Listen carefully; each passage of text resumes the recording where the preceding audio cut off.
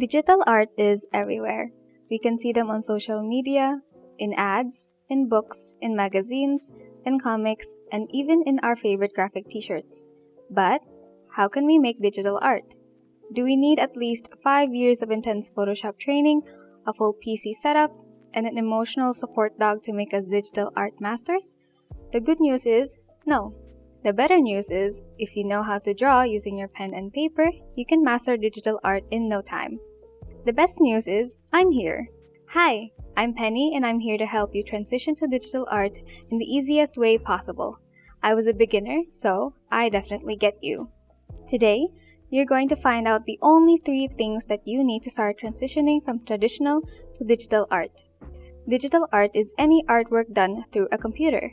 It's like what you'd normally do in making art using crayons and bond papers, but this time, you need software, a computer, and a stylus. Let's narrow down everything that you need as a beginner wanting to explore digital art. First, you need a device. It doesn't have to be fancy. You can use your computer, laptop, tablet, or even your phone. As long as it can run digital art software, that's enough to get by. Next up, you need good digital art software. You're going to install the software to your device to get you started on drawing digitally. I recommend Adobe Photoshop, but there are plenty of free options too. And the last thing you need is a stylus. A stylus is a pen of all pens. You know when you're drawing traditionally and you have to change pens now and then? Well, no need for that anymore.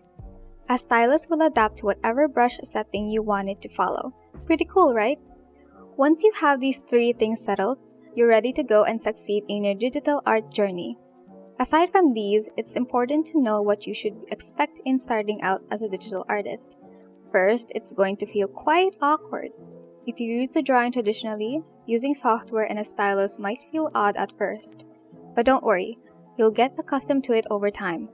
We also have different videos explaining how to get used to digital art quickly, so make sure to check that out too.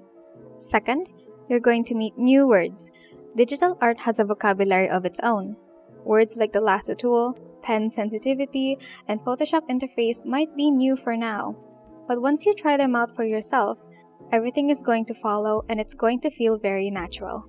The third thing you need to know is how rewarding digital art is.